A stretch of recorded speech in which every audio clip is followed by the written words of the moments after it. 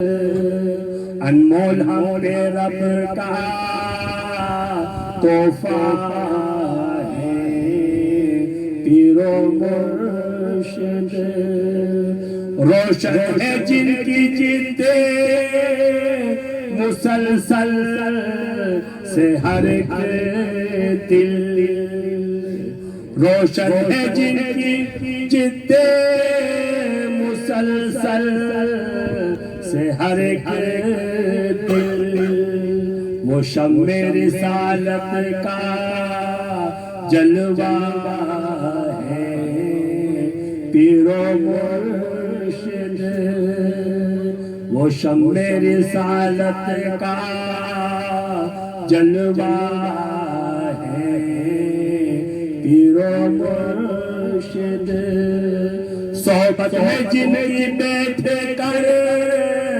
پاتے ہیں ہم سکون، صحبت میں جن کی بیٹھ کر پاتے ہیں ہم سکون، اللہ کی رحمت کا سایہ ہے پیر و مرشد، اللہ کی رحمت کا سایہ ہے پیر و مرشد، اصلاح ہماری وہ ہر کام پہ کرتے ہیں، اصلاح ہماری وہ ہر کام پہ کرتے ہیں، اس فرض کے قابل وہ تنہا ہے پیر و مرشد، اس فرض کے قابل وہ تنہا ہے پیر و مرشد، ہے ذات ان کی سنت محمد کی آئینہ دار، ہے ذات ان کی سنت محمد کی آئینہ دار، خود ذات میں اپنی وہ یکتا ہے پیر و مرشد، خود ذات میں اپنی وہ یکتا ہے پیر و مرشد، کردار میں اعلیٰ ہے گفتار کے غازی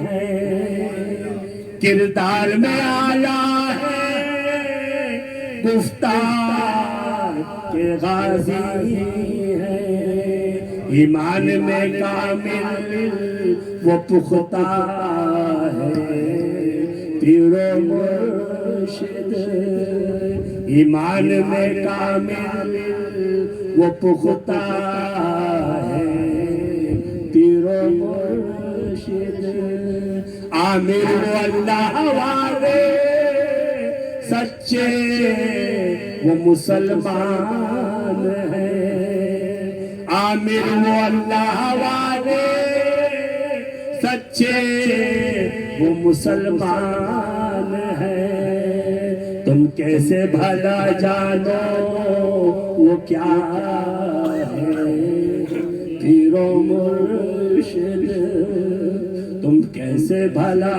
جانو وہ کیا ہے پیر و مرشد، اللہ کی رحمت کا ذریعہ ہے پیر و مرشد، بہتا ہوا عرفان کا دریا ہے پیر و مرشد۔ سبحان اللہ، سبحان اللہ، تیری نسل پاک میں ہے بچہ بچہ نور، تیری نسل پاک میں ہے بچہ بچہ نور کا، تو ہے عین نور تیرا سب گھرانہ نور کا، نور کی سرکار سے پایا دوشالہ نور کا، نور کی سرکار سے پایا دوشالہ نور کا، ہو مبارک تم کو ذوالنورین جوڑا نور کا، ہو مبارک تم کو ذوالنورین جوڑا نور کا۔ حضرت علامہ مولانا عمر شہزاد قادری نثاری دامت برکاتہ علیہ سے ملتمس ہوں کہ وہ تشریف لائیں، استقبال کیجئے۔ نعرہ تکبیر، نعرہ رسالت، نعرہ حیدری، نعرہ غوثیہ، فیضان نثاریہ۔ حضرات تھوڑا سا آگے آ جائیں تاکہ آنے والوں کو آسانی ہو جائے۔ تھوڑا تشریف آگے لیا تھوڑی تھوڑی۔ دیکھتا ہوں کہ کیسے کروں۔ نیچے لیا سب سے پہلے نیچے لیا۔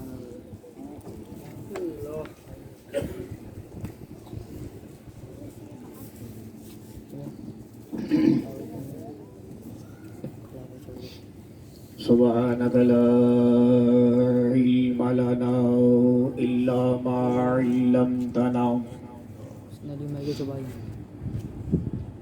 إنك أنت العليم الحكيم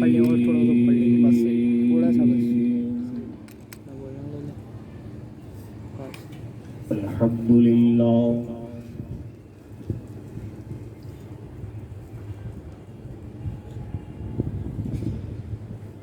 الحمد لله نحمده ونستعينه ونستغفره ونؤمن به ونتوكل عليه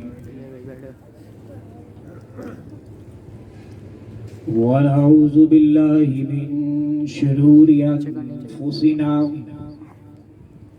ومن سيئات أعمالنا ومن يضلله فلا هادي له ونشهد أن لا إله إلا الله وحده لا شريك له ونشهد أن سيدنا ومولانا محمدا عبده ورسوله أما بعد فأعوذ بالله من الشيطان الرجيم بسم الله الرحمن الرحيم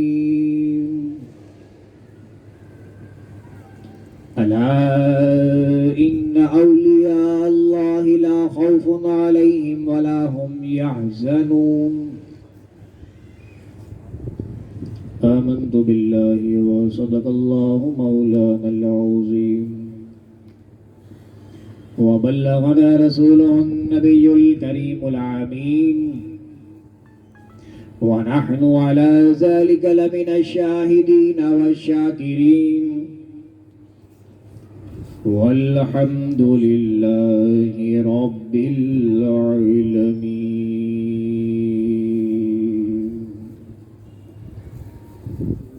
إن الله وملائكته يصلون على النبي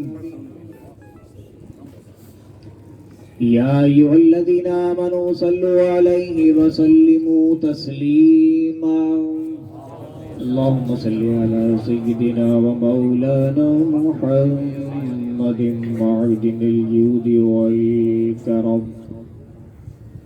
وآله وبارك وسلم صلى الله على النبي الأمي وآله صلى الله عليه وسلم صلاة وسلاما عليك يا رسول الله حمد و صلاة کے بعد اللہ تبارک و تعالیٰ کا بہت احسان عظیم ہے کہ آج ایک مرتبہ پھر پیر طریقت، رہبر شریعت، ولی نعمت، سرمایہ اہل سنت الحاج قاری محمد نثار الحق صدیقی قادری اشرفی نعیمی رحمت اللہ تعالی علیہ کا عرس مبارک منانے کے لیے ہم یہاں جمع ہوئے ہیں. یہ اللہ تعالیٰ کا فضل ہے.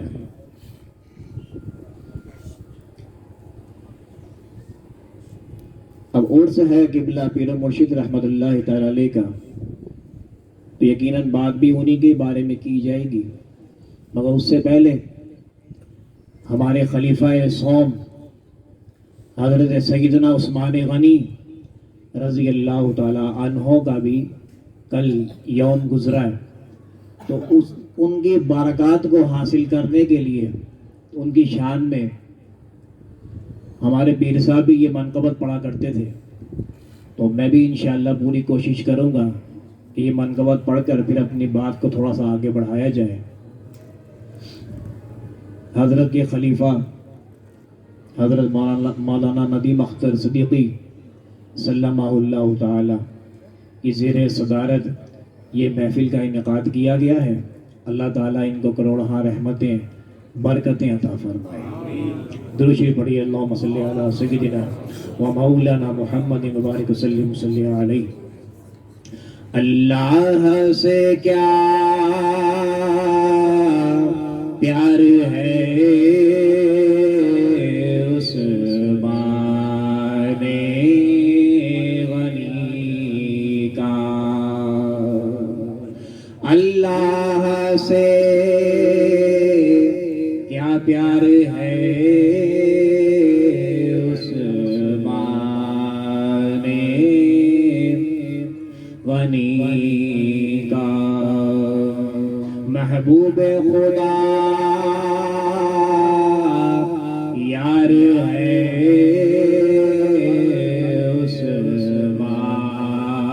عثمان غنی کا.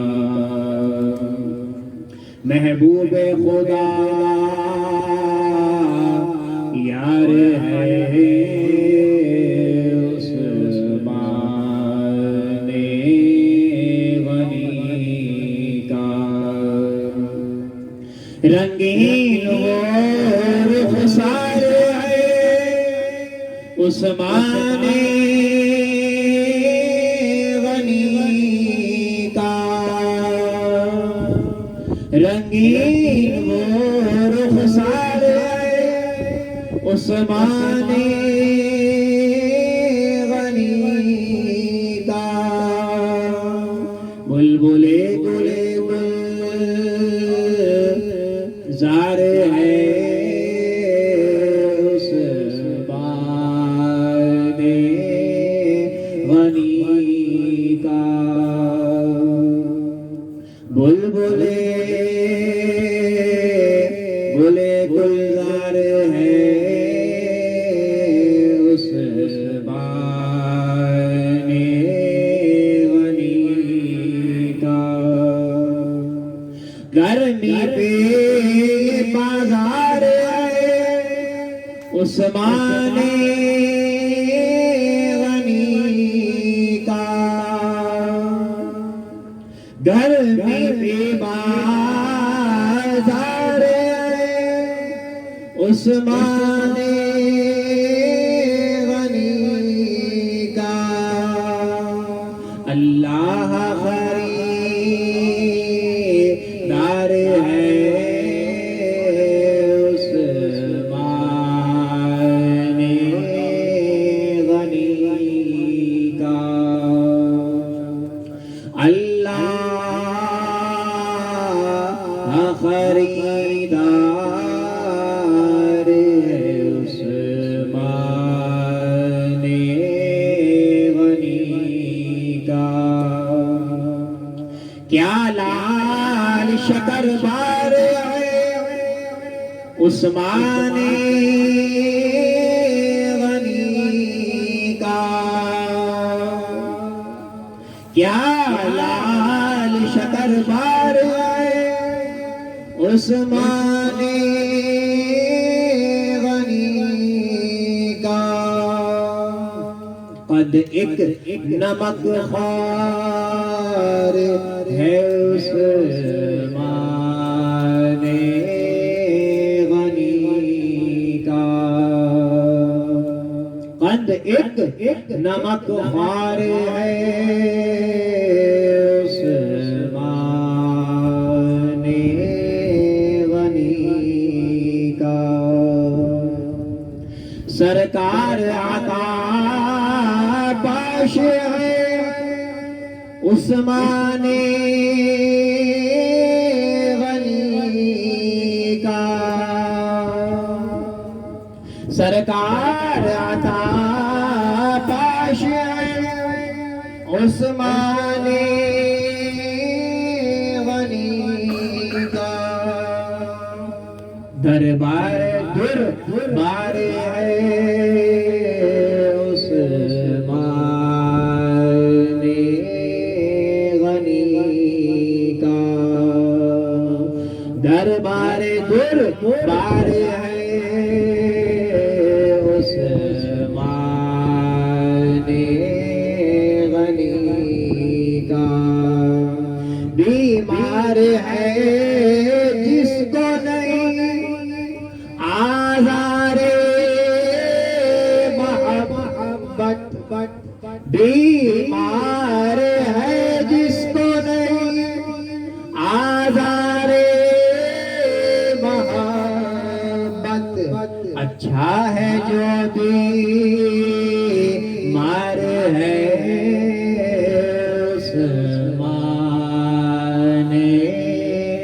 غنی کا، اچھا ہے جو بیمار ہے عثمان غنی کا، رک جائے میرے گام حسن ہو نہیں سکتا،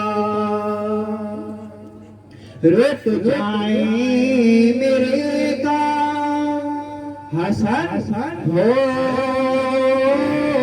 نہیں سکتا، کیوں فیضان مددگار ہے عثمان غنی کا، فیضان مددگار ہے عثمان غنی کا، اللہ سے کیا پیار ہے عثمان غنی کا، محبوب خدا یار ہے عثمان غنی کا، درود پڑھیے سیدنا مولانا محمد مبارک وسلم صلی اللہ علیہ۔ حضرت عثمان غنی رضی اللہ تعالیٰ عنہ ایک مرتبہ نبی کریم صلی اللہ تعالیٰ علیہ وسلم اپنے گھر میں تشریف فرما تھے، لیٹے ہوئے تھے اور آپ کی پنڈلی مبارک سے آپ کی جو احمد تھا اتنا اونچا تھا، یہ پنڈلی نظر آ رہی تھی، اما عائشہ صدیقہ رضی اللہ تعالیٰ عنہا وہاں موجود تھی، اتنے میں دروازہ بجتا، پوچھتے کون؟ آنے والا کہتا ہے یا رسول اللہ ابو بکر، اندر آنے کی اجازت چاہتا ہوں۔ سرکار نے کہا آ جاؤ، اجازت ہے۔ اب سرکار دو عالم صلی اللہ تعالیٰ علیہ وسلم جس کنڈیشن میں آرام فرما رہے ہیں، لیٹے ہوئے ہیں، ویسے ہی ابو بکر کو اندر بلوائے۔ ابو بکر صدیق آئے، سرکار کے سامنے بیٹھے، گفتگو کا سلسلہ شروع ہوا، اتنے میں دروازہ پھر بجتا ہے، سرکار پوچھتے کون؟ کہتے یا رسول اللہ عمر، اندر آنے کی اجازت چاہتا ہوں۔ سرکار نے فرمایا کہ آ جاؤ، اجازت ہے۔ اب حضرت عمر بھی تشریف لے آئے اور سرکار دو عالم صلی اللہ تعالی علیہ وسلم جس طرح آرام فرما رہے تھے ویسے ہی لیٹے تھے. آئے بیٹھے, گفتگو کا سلسلہ اور مزید بڑھ گیا. ابھی گفتگو چل ہی رہی تھی, اسی دوران دروازہ پھر بج گیا. سرکار نے پھر پوچھا کون؟ کہا کہ یا رسول اللہ عثمان اندر آنے کی اجازت چاہتا ہوں. اللہ کے نبی نے فرمایا کہ ٹھہر جاؤ, ٹھہر جاؤ. اب سرکار اٹھ کر بیٹھے, اپنی تہمت کو صحیح کیا, بالکل انسان جیسے اٹینشن ہو کر بیٹھتا ہے ایسے سرکار ہو کر بیٹھے. اب کہا کہ آ جاؤ. اب حضرت عثمان غنی رضی اللہ تعالیٰ عنہ بھی اندر تشریف لے آئے. اب تینوں جلیل القدر صحابہ, کیا وہ مقام ہوگا, کیا وہ مرتبے ہوں گے, کیا وہ روحانیت ہوگی, کیا وہ سکون ہوگا, کیا جلوے ہوں گے. بہرحال تینوں حضرات نے اپنی اپنی گفتگو کی, واپس چلے گئے. اب اماں عائشہ صدیقہ نے سوال پوچھا کہ یا رسول اللہ صلی اللہ تعالیٰ علیہ وسلم, میرے والد ابو بکر آئے تو آپ جس کنڈیشن میں لیٹے ہوئے تھے آپ ویسے ہی لیٹے رہے. اس کے بعد حضرت عمر آئے, آپ جس طرح لیٹے تھے ویسے ہی لیٹے رہے. اس کے بعد عثمان غنی آئے تو جس طرح آپ اٹینشن فوراً اٹھ کر بیٹھے, اپنی تہمت کو صحیح کیا, پھر آپ نے ان کو اندر آنے کی اجازت دی. اس کی کیا وجہ ہے؟ آپ نے ایسا کیوں, یہ عمل آپ نے ایسا کیوں کیا؟ تو میرے پیارے نبی پاک صلی اللہ تعالی وسلم فرماتے ہیں عائشہ میں اس شخص سے کیوں نہ حیا کروں کہ جس سے اللہ بھی حیا کرتا ہے. میں اس شخص سے کیوں نہ حیا کروں کہ جس سے اللہ تبارک و تعالی بھی حیا کرتا ہے. تو میرے بزرگوں اور عزیز ساتھیوں, حضرت عثمان غنی جو تھے یہ بڑے شرمیلے تھے. خود نبی کریم صلی اللہ تعالی علیہ وسلم ان کے حق میں دعا کیا کرتے ہو کہ یا اللہ میرے عثمان کا میدان محشر میں سب کے سامنے حساب کتاب نہ لینا. حالانکہ حضرت عثمان غنی تو جنتی ہیں اور ان کے جنتی ہونے کی سند تو خود رسول اللہ صلی اللہ تعالی علیہ وسلم نے دی ہے. اس کے باوجود اللہ کے نبی نے اپنے خلیفہ سوم کے لیے, اپنے خلیفہ سوم کے لیے یہ دعا کی کہ یا اللہ اس کا حساب کتاب نہ لینا, بڑا شرمیلا ہے, یہ حساب نہیں دے پائے گا. امام حسین رضی اللہ تعالیٰ عنہ کی شہادت تو آپ سنتے ہیں, ہر سال سنتے ہیں, بچہ بچہ سنتا ہے. امام حسین کو, ان کے بچوں کو, ان کی آل اولاد کو 3 دن بھوکا پیاسا رکھ کر شہید کیا. عثمان غنی کو بھی شہید کیا گیا تھا, وہ 3 دن بھوکا پیاسا نہیں رکھا گیا تھا, یاد رکھیں. عثمان غنی رضی اللہ تعالیٰ عنہ کو کم و بیش 2 روایتیں آتی ہیں. ایک روایت میں آتا ہے کہ 40 دن تک ان کو بھوکا پیاسا رکھ کر شہید کیا گیا. دوسری روایت میں آتا ہے 50 دن. تو دونوں ہی روایتیں ٹھیک ہیں, ہم دونوں روایتوں کو مانتے ہیں. ہم کسی روایت کا, ہم سنیوں میں یہی کوالٹی ہے الحمدللہ, ہم کسی کا انکار نہیں کرتے. ہم تمام اولیاء کو مانتے ہیں, تمام صحابہ کو مانتے ہیں, تمام کتبوں کو مانتے ہیں, ابدالوں کو مانتے ہیں. الحمدللہ ہم ماننے والے ہیں, ہم کسی کا انکار, ہم انکاری نہیں ہے الحمدللہ. تو 2 روایتیں ملتی ہیں, ایک روایت میں آتا ہے کہ 40 دن, ایک روایت میں آتا ہے کہ 50 دن.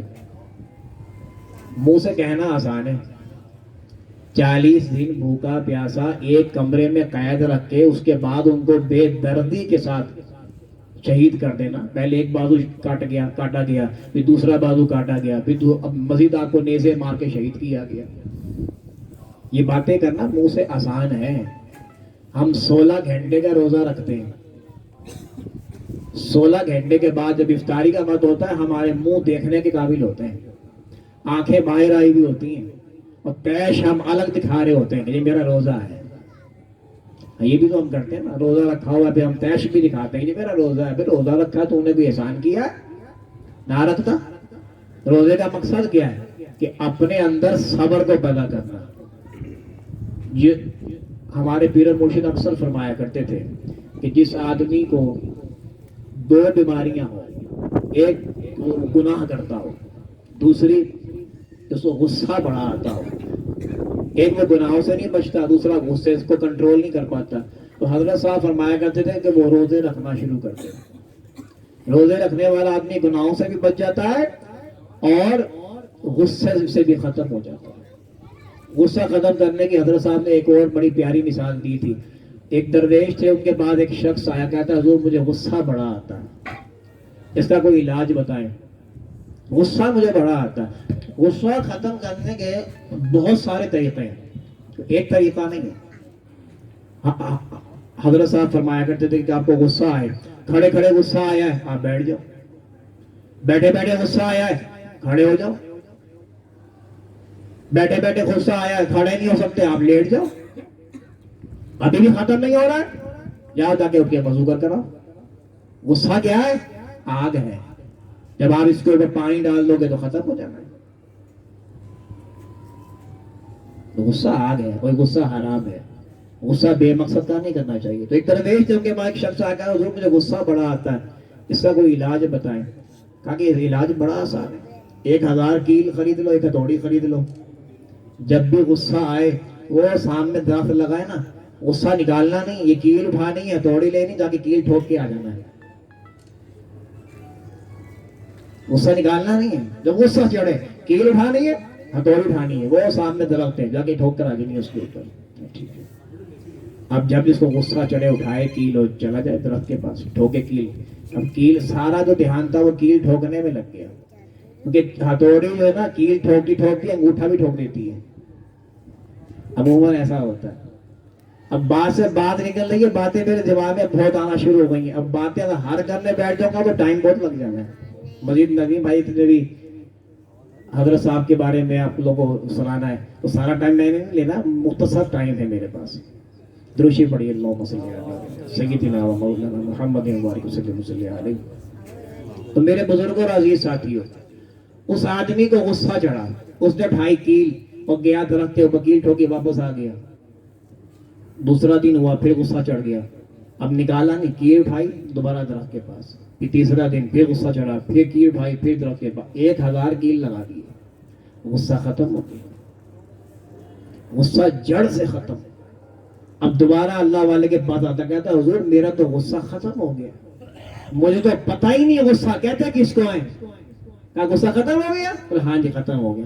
کہا کیل سارے لگا دیے؟ سارے کیل ٹھوک دیے. کہا کہ ٹھیک ہے، آپ جتنے کیل تم نے درخت میں ٹھوکے نا جا کے سارے نکالو. کہا کہ حضور نکالو؟ کہا کہ ہاں جاؤ جا کے سارے کیل اب نکالو. اب یہ جاتا ہے جا کے سارے کیل نکالتا ہے، 1 2 3 4 5 1000 کیل نکالتا ہے. کیل لے کے دوبارہ آ جاتا ہے، حضور میں نے سارے کیل نکال لیے. کہا کوئی کیل بچا؟ کہا کہ نہیں. غصہ؟ کہا کہ ہے ہی نہیں. غصہ کس کو کہتے ہیں مجھے پتہ ہی نہیں. کہا درخت کا کیا حال ہے؟ جس درخت کے اوپر تم نے کیل ٹھوکے تھے، کیل لگائے تھے، اس درخت کا کیا حال ہے؟ کہا کہ حضور وہاں تو جگہ جگہ نشان پڑ گئے، کھڈے سوراخ ہو گئے جگہ جگہ. تو فرمایا کہ یہی حال ہوتا ہے جب تم اپنا غصہ لوگوں کے اوپر نکالتے پھرتے ہو نا، تو لوگوں کے دلوں میں تم ایسے ہی جگہ بناتے ہو جیسے اس کیلوں نے اس درخت کے اندر جگہ بنائی. تھوڑا سا اگر ہم سوچیں اس بات کے اوپر تو یہ بات بڑی گہری کی ہے. بات کرنے والا تو بات کر جاتا ہے، مگر دل کے اوپر جو چوٹ لگتی ہے نا، بعد میں ہوتا کیا جب بات تو ہو گئی، اب اینڈ انگریز چھوڑ گئے، سوری ہم نے وہ بولنے اللہ خیر سے اللہ بات آئی گئی ہو گئی، مگر جو ٹھیس یہاں لگتی ہے، جو سوراخ یہاں ہوتے ہیں، وہ کیسے بھرو گے؟ یہ آج کا آپ کے لیے میسیج ہے. یہ پیر و مرشد کے عرس میں آئے تو اس چیز کو سوچ کر جائیں. آپ نمازیں پڑھتے ہیں، اب ایک آدمی نماز پڑھتا ہے، روزے رکھتا ہے، زکوٰۃ دیتا ہے، حج بھی کرتا ہے، نیک کام بھی کرتا ہے، مگر غصہ نہیں چھوڑتا، تو میں یہ سمجھتا ہوں کہ اس کی نماز ہی نہیں ہوتی. سمپل ہے کہ نماز بے حیائیوں سے روکتی ہے، نماز برائی سے روکتی ہے، نماز حرام کاموں سے روکتی ہے، نماز ہر قسم کے عیبوں سے بچاتی ہے. جب آپ نماز بھی پڑھتے ہو پھر عیب دار بھی ہو، اس کا مطلب یہ کہ آپ کی نماز نہیں ہوتی. آپ کو اپنی نماز صحیح کرنی چاہیے. ایک نماز دل کا سکون، نماز مومن کی معراج. آدمی نماز بھی پڑھتا ہے پھر بھی دلی سکون نہیں ہے، نماز پڑھتا ہے دل بے چین ہے، گھر میں برکت نہیں ہے، کاروبار میں برکت نہیں ہے، نماز بھی پڑھ رہا ہے، سب کچھ کر رہا ہے، نیک کام کے مطلب کیا ہے؟ مطلب سمپل، آپ کی نماز ہی نہیں ہوتی ہے۔ جب آپ کی حدیث غلط نہیں ہو سکتی، یہ باتیں جو میں آپ سے کر رہا ہوں کہ نماز مومن کی معراج، نماز دل کا سکون، نماز دلوں کا چین، نماز جنت کی کنجی، یہ میں اپنے پاس سے نہیں کر رہا، حدیثیں اٹھاؤ گے تو سب مل جانا ہے۔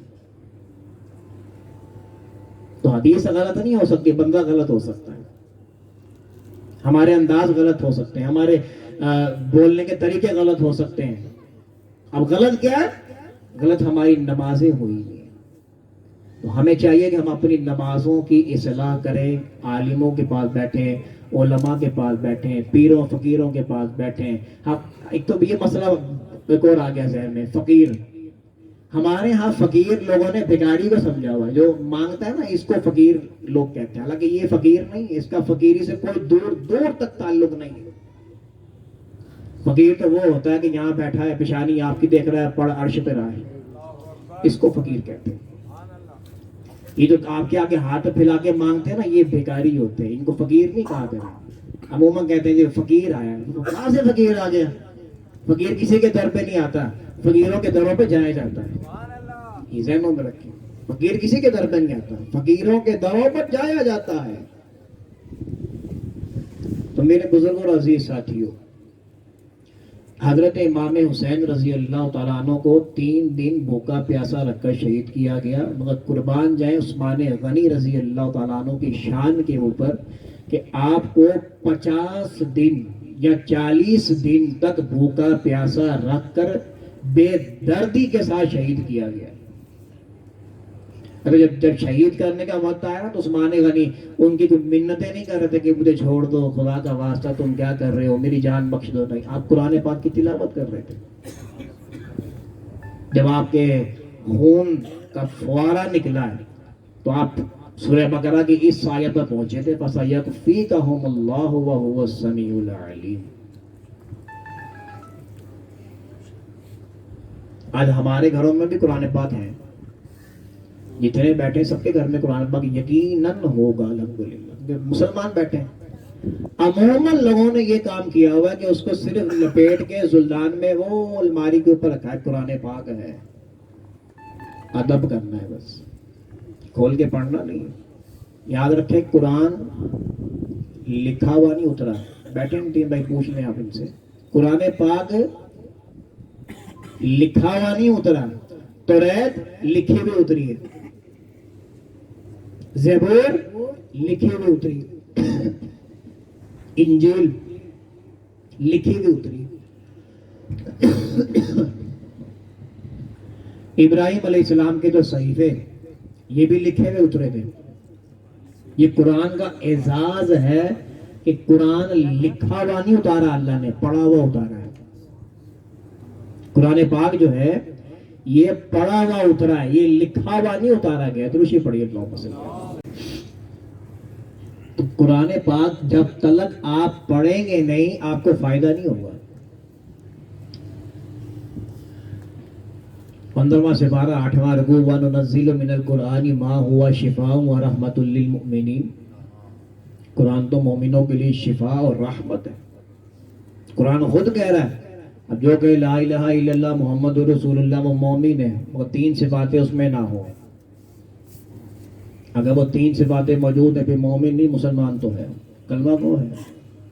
تو میرے بزرگوں اور عزیز ساتھیوں، قرآن ہمارے لیے شفا ہے۔ عثمان غنی کا جب آخری وقت آیا تھا تو آپ قرآن پاک ہی کی تلاوت میں مشغول تھے۔ آپ زیادہ نہ پڑھیں، نہیں ہے بات آپ کے پاس، کوئی بات نہیں، زیادہ نہ پڑھو، کم از کم آپ 3 رکوع جو ہے قرآن پاک کے لازمی پڑھیں۔ اب پڑھنے پہ بات آ گئی، ہمارے پیر و مرشد قبلہ قاری محمد نثار الحق صدیقی قادری اشرفی نعیمی رحمت اللہ تعالیٰ علیہ کو میں نے خود بذات نفیس اپنی آنکھوں سے دیکھا ہے۔ قاری صاحب 1 منزل قرآن پاک کی روز پڑھا کرتے تھے، خود دیکھا ہے میں نے اپنی آنکھوں سے، 1 منزل۔ حافظ قرآن بھی 1 منزل روز نہیں پڑھتا ہے۔ یہ قاری صاحب کے وقت میں اللہ نے اتنی برکت رکھی ہوئی تھی. جیسے ہمارے امام اعظم ابو حنیفہ رضی اللہ تعالیٰ عنہ وہ رمضان شریف کے مہینے میں 61 قرآن پاک پڑھا کرتے تھے. کوئی آسان ہے ایک مہینے میں 61 قرآن پڑھنا، پھر حدیثیں بھی پڑھنا، پھر جمعے بھی پڑھانا، پھر جو باہر سے لوگ آ رہے ہیں ان کے مسائل بھی حل کرنا، کوئی دم کرانے آ رہا ہے کو دم کر کے بھیجنا، اپنے گھر کا سارا سودا صرف بھی لے کر آنا. اس کے باوجود آپ 61 قرآن پاک پڑھا کرتے تھے. امام اعظم ابو حنیفہ. یہ کیا ہے؟ وہی سورج ہے، وہی 24 گھنٹے ہیں، وہی چاند ہے. فرق کیا ہوا؟ برکت. ان کے زمانوں میں، ان کے وقتوں میں اللہ نے برکت دی تھی. تو یہ برکت میں نے اپنے پیر و مرشد رحمت اللہ تعالیٰ علیہ کے بھی اندر دیکھی کہ اللہ تعالیٰ نے ان کے اندر اتنی برکت رکھی تھی کہ روز ایک منزل پڑھا کرتے تھے. ظہر کی نماز پڑھتے ہیں الحمدللہ سارے پڑھتے ہیں. ظہر کی نماز میں پہلے 4 سنتیں پڑھی جاتی ہیں، پھر 4 فرض، پھر 2 سنت، پھر 2 نفل. ہم لوگ جو سنتیں پڑھتے ہیں، ہم کیا پڑھتے ہیں سنتوں میں؟ شروع کی بعض لوگوں نے پہلی رکعت میں علم تارا پڑھنی ہے، دوسرے میں لیلا فی قریش، تیسری میں سورہ فلق اور سورۃ الناس. ہو گئی سنتیں. ہمارا طریقہ بھی یہی تھا. ظہر کی نماز کا وقت تھا، 1:15 بجے مصطفیٰ جامع مسجد میں اذان ہوئی. حضرت صاحب تشریف لائے، ادھر سے میں بھی آ گیا تھا. حضرت کے ساتھ ہی نیت مانگ لی سنتوں کی. ہم نے چھوٹی چھوٹی صورتیں پڑھی اور فارغ ہو کر بیٹھ گئے. حضرت صاحب کی تو ماشاءاللہ سنتیں ختم نہ ہو. سلام پھیرا. حضرت نے جب اپنی سنتیں مکمل کی، سلام پھیرتے ہی میرے ڈانٹ پڑی، تم نے اتنی جلدی سنتیں پڑھ کے تم بیٹھ گئے، تمہیں حاصل کیا ہوا مجھے یہ بتا. 1:45 بجے جماعت ہے، آدھا گھنٹہ ہے، تم سکون سے نماز پڑھتے. تم نے اتنی جلدی نماز پڑھی، تم نے کیا پڑھا 4 رکعتوں کے اندر بتا. میں نے اپنی صورتیں بتا دی. تو اس دن انہوں نے اپنی بھی صورتیں بتائی. اور تمہیں معلوم ہے میں نے کیا پڑھا ہے؟ میں نے کہا نہیں مجھے نہیں معلوم آپ نے کیا پڑھا. فرماتے میں نے 4 رکعتوں کے اندر پوری سورہ یاسین شریف پڑھی ہے. 4 رکعتوں میں نے پوری سورہ یاسین پڑھی. یہ تو ان کی نماز ہے. پوری مسجد نماز پڑھ کے چلی جایا کرتی تھی، وہ نماز پڑھ رہے ہوتے تھے. پرسکون نماز پڑھتے تھے، پرسکون. اللہ والوں کی یہی نشانی ہے کہ جب وہ نماز پڑھتے ہیں نا تو وہ پرسکون پڑھتے ہیں، وہ ٹکرے نہیں مارتے. ہاں، یا بے نمازی کوئی اللہ والا بھی نہیں ہو سکتا، یہ بھی یاد رکھیں. ہاں جی، اب اللہ ملتا ہی نماز میں. ہاں، یہ ہمارے یہاں آج کل دیکھنے میں آتا ہے ڈبے پیر، لوٹے پیر، پکوڑے شاہ، پتہ نہیں کون کون سے شاہ بن کر بیٹھے ہوئے ہیں. یہ سب بیکار لوگ ہیں، یہ کسی کام کے نہیں. جو آدمی شریعت مطہرہ کی پابندی کرتا ہے اور 5 وقت کی نماز صحیح طریقے کے ساتھ پڑھتا ہے، وہ اللہ کا بہترین برگزیدہ بندہ ہے. اس کو کہتے ہیں صالحین. اس آدمی کا شمار ہوتا ہے صالحین میں. تو حضرت صاحب رحمت اللہ تعالی علیہ، اب میں کم و بیش 24 سال ان کے ساتھ رہا ہوں. 24 سال. اب 24 سال ان کے ساتھ رہا ہوں، الحمدللہ دن رات بھی ان کی خدمت کی ہے. اب وہ ان کا جو سمجھیں کہ زندگی کا مطالعہ، زندگی جو دیکھی ہے وہ ساری بیان کی جائے تو ایک پوری کتاب بن جائے گی. حافظہ ایسا تھا کہ انڈیا جا رہے تھے حضرت صاحب، ہم چڑھانے گئے، ٹرین لیٹ تھی، اسٹیشن پر بیٹھ گئے اور جتنے بھی چاہنے والے تھے نا حضرت کے محبت کرنے والے، وہ سارے ہی گئے تھے. اسٹیشن پر رش لگا ہوا تھا. اسٹیشن والوں کو پتہ چلا کہ جی کوئی پیر صاحب تشریف لائے ہوئے ہیں. اسٹیشن کی جو کابینہ تھی وہ بھی زیارت کے لیے آنا شروع ہو گئی. ایک صاحب آئے، انہوں نے آ کے سلام دعا لی. کہتا ہے قاری صاحب مجھے پہچانا آپ نے؟ اب حضرت نے اس کا چہرہ دیکھا، کہا کہ نہیں پہچانا. دیکھیں میں آپ مجھے پہچان لیں گے. پھر جو اس کا چہرہ دیکھا، ارے ہاں تمہیں میں نے پہچان لیا، تمہاری میری ملاقات 15 سال پہلے لاہور کے اسٹیشن پر ہوئی تھی اور تمہارا یہ نام ہے اور تمہارے مکان کا یہ نمبر ہے اس کا نام بھی بتا دیا، اس کے مکان کا نمبر بھی بتا دیا، اور ملاقات کہاں ہوئی تھی یہ بھی بتا دیا۔ یہ حافظے کا عالم تھا۔ آج جو آپ اور ہم جو یہاں جمع ہوئے ہیں، ایسے ہی نہیں جمع ہوئے جی، خدمت کی ہے انہوں نے، اللہ کو راضی کر کے گئے کہ اللہ نے وہ مقام دے دیا کہ انبیاء کرام کی سرزمین اللہ نے ان کو عطا کی۔ یہ کوئی چھوٹا مقام ہے؟ احرام کی حالت میں اللہ نے وہ مقام دیا ہے کہ قیامت تک اب حاجی کرتے رہیں گے الحمدللہ۔ جس طرح حضرت صاحب پیر مرشد رحمت اللہ تعالی علیہ نے دین اسلام کی خدمت کی ہے، اللہ تعالیٰ کچھ حصہ ہمیں بھی وہ جذبے، وہ علم، وہ معرفت، وہ روحانیت اللہ کچھ ہمیں بھی عطا فرمائے کہ ہم لوگ بھی کسی قابل ہو جائیں اور ہم بھی کچھ دین اسلام کے لیے خدمت کر سکیں۔ اللہ تعالیٰ سے دعا ہے کہ جو کچھ میں نے کہا آپ نے سنا، اس کو اپنی بارگاہ میں قبول فرمائے۔